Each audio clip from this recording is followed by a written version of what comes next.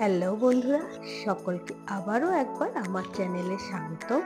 আজকে তোমাদের সাথে আমি ছোলা দিয়ে একটা খুবই সুস্বাদু রেসিপি শেয়ার করতে চলেছি, যেটা খেতে অসাধারণ। তোমরা এটা রুটির সাথে বা পরোটার সাথে ট্রাই করতে পারো বা লুচির সাথেও খেতে পারো, জাস্ট অসাধারণ লাগে। চলো ঝটপট স্টার্ট করে দিই।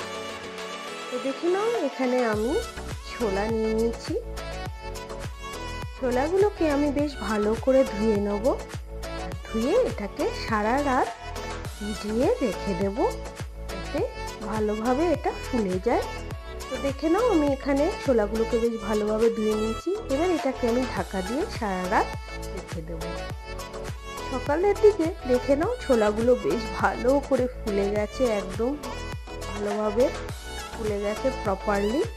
এবার এটাকে আমি বয়েল করে নেব। তো এই জন্য আমি এটা প্রেসার কুকারে ছোলাগুলোকে দিয়ে, আর ছোলার মধ্যে আমি 1 টিস্পুন মতো লবণ দিয়ে দেবো, যাতে ছোলার মধ্যে বেশ ভালোভাবে লবণটা ঢুকে যায়। তো দিয়ে আমি প্রেসার কুকারটারে একটা সিটি মেরে নেব।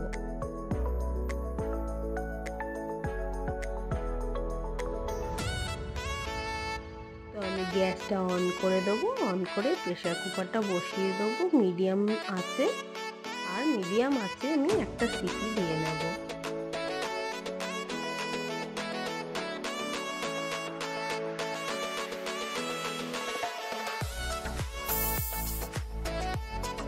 একটা সিটি হওয়ার পর আমি গ্যাসটা বন্ধ করে এটাকে ঠান্ডা করে নেব। ঠান্ডা করে খুলে দেখে নাও, আমাদের ছোলাগুলো বেশ ভালোভাবে সেদ্ধ হয়ে গেছে। এবার একটা ছোলাতে আমি হাত দিয়ে টিপে দেখে নাও পুরো বয়েল হয়ে গেছে আমাদের ছোলাটা।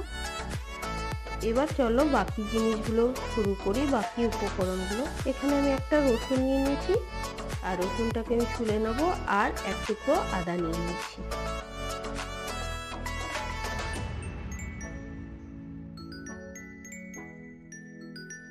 রসুনের কোয়াগুলোকে আমি খুলে নেব, আর আদাটাকে কুচি কুচি করে নিয়ে নেব। এরপর একটা মিক্সিং জারে আমি আদা কুচি, রসুন আর কয়েকটা কাঁচা লঙ্কা নিয়ে নেব।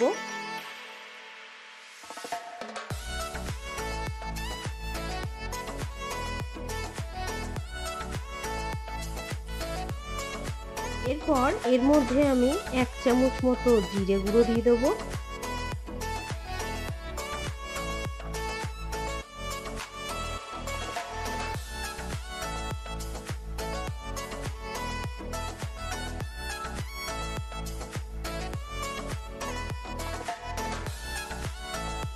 এক চামচ ধনে গুঁড়ো দিয়ে দেবো। দিয়ে এটাকে একটা ফাইন পেস্ট বানিয়ে নেব। দেখে নাও, আমার পেস্টটা হয়ে গেছে। তো এটাকে আমি এখন সাইডে রেখে দেবো। পেঁয়াজগুলোকে বেশ ভালোভাবে ছুলে কেটে নেব। টমেটোটাকেও একইভাবে কুচি করে নেব।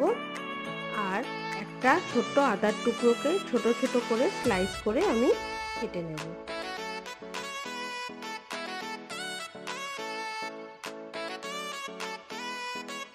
তো আমার সব উপকরণগুলো কাটা হয়ে গেছে।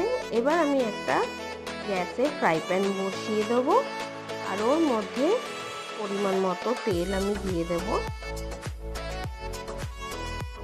তেলটাকে ভালো করে গরম করে নেব। তেলটা ভালো করে গরম হয়ে গেলে এর মধ্যে আমি প্রথমে পেঁয়াজ কুচিটা দিয়ে দেব।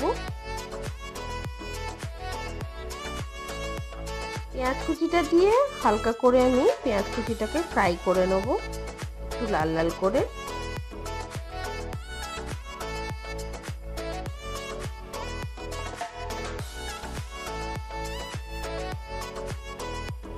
পেঁয়াজটা একটু লাল লাল হয়ে গেলেই এর মধ্যে আমি কুচি করে রাখা আদাটা দিয়ে দেব।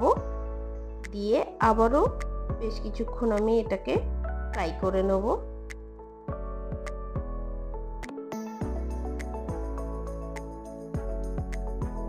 কিছুক্ষণ ফ্রাই হয়ে গেলেই এরপর আমি বেটে রাখা মশলাগুলো পুরোটা দিয়ে দেব।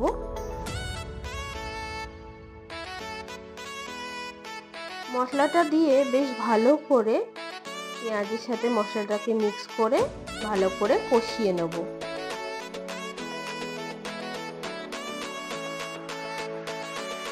কিছুক্ষণের জন্য আমি মশলাটাকে ঢেকে দেবো যাতে মশলাটা থেকে তেল ছেড়ে দেয়।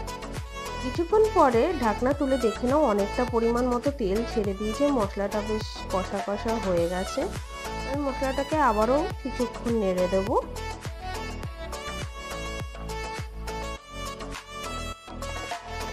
এরপর এর মধ্যে আমি কেটে রাখা টমেটো কুচিটা দিয়ে দেবো, দিয়ে আবারও বেশ ভালো করে মিশিয়ে বেশ কিছুক্ষণ আবারও কষিয়ে নেবো যাতে টমেটোটা বেশ ভালোভাবে নরম হয়ে যায়।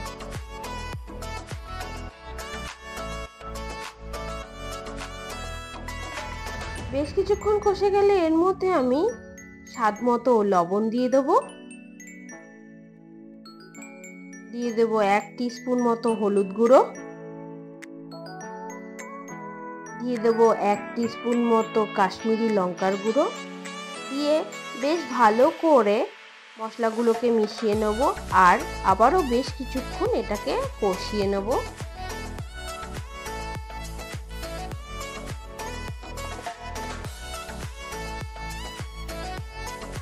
বেশ কিছুক্ষণ মশলাটা কষে যাওয়ার পরে এর মধ্যে আমি অল্প একটু পরিমাণ জোয়ানকে হাতে ডলে এর মধ্যে দিয়ে দেবো। জোয়ানটা শরীরের পক্ষে ভীষণই ভালো। প্রতিটা তরকারিতেই যদি তোমরা জোয়ানটা ব্যবহার করতে পারো তাহলে তোমাদের হজমের বা তেল মশলা খেলে যে ক্ষতিটা হয় সেটা কিছুটা পরিমাণ কম হয়ে যায় বা গ্যাস অ্যাসিডিটির পরিমাণটা কমে যায়। জোয়ানটা তাই আমি এরকম টাইপের রান্নাতে ইউজ করে থাকি, তোমরা চাইলে স্কিপ করতে পারো এটা। তো দেখে নাও মশলাটা আমার পুরো কষে গেছে, আমি ঢাকা দিয়ে কিছুক্ষণ কষিয়ে নিয়েছিলাম আর তার জন্য দেখো তেল ছেড়ে দিয়েছে পুরো মশলাটা পুরো ভালোভাবে কষে গেছে।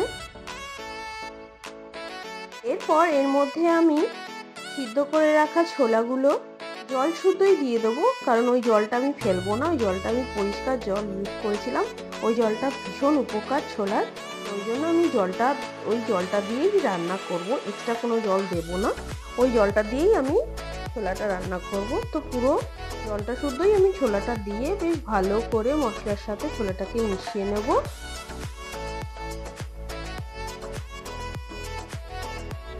বেশ ভালোভাবে ছোলাটা মিশে গেলে পরে একটা ঢাকনা দিয়ে বেশ কিছুক্ষণের জন্য ঢাকা দিয়ে আমি এটাকে রান্না করে নেব। কিছুক্ষণ পর ঢাকা তুলে দেখে নাও বেশ ভালোভাবে জলটা টেনে গিয়ে বেশ ভালোভাবে শুকনো শুকনো হয়ে গেছে। এবার এটাকে আমি আবারও বেশ কিছুক্ষণের জন্য মিশিয়ে নেব। কিছুক্ষণ মেশানো হয়ে গেলে এর মধ্যে আমি 2 চামচ টক দইকে ফাটিয়ে রেখেছিলাম সেটা আমি এখানে দিয়ে আবারও বেশ ভালো করে কিছুক্ষণের জন্য মিক্স করে নেব আর আবারও কিছুক্ষণ এটাকে কষিয়ে নেব।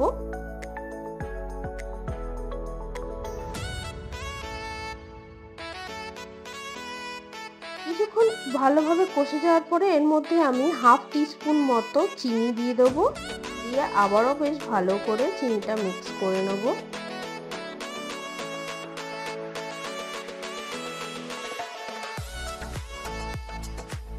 এরপর আমি অল্প পরিমাণ মতো কাসুরি মেথি নিয়ে ওটাও হাতে ডলে এর মধ্যে দিয়ে দেবো। কাসুরি মেথির একটা গন্ধ আসে যেটা অসাধারণ লাগে আমার খাবারে, তো তোমাদের কাছে যদি না থাকে তোমরা এটা না দিতেও পারো, অসুবিধা নেই তাতে। এটা দিলে পরে খুব সুন্দর লাগে খেতে আর স্মেলটাও বেশ সুন্দর আসে। এইভাবে আমি ছোলাটাকে আরো বেশ কিছুক্ষণ কুক করে নেব। এরপর এর মধ্যে আমি 1 চিমটি মতো ঘরে বানানো গরম মশলার গুঁড়ো দিয়ে নাড়িয়ে চাড়িয়ে নামিয়ে নেব।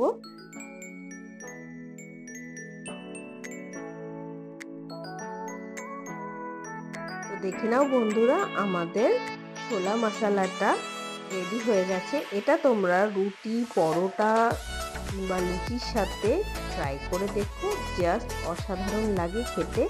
একবার বানিয়ে নিশ্চয়ই কমেন্টে বলবে যে কেমন হয়েছে রেসিপিটা তোমাদের। আর তোমাদের যদি আমার এই রেসিপিগুলো ভালো লেগে থাকে অবশ্যই লাইক, কমেন্ট, শেয়ার করার অনুরোধ রইল।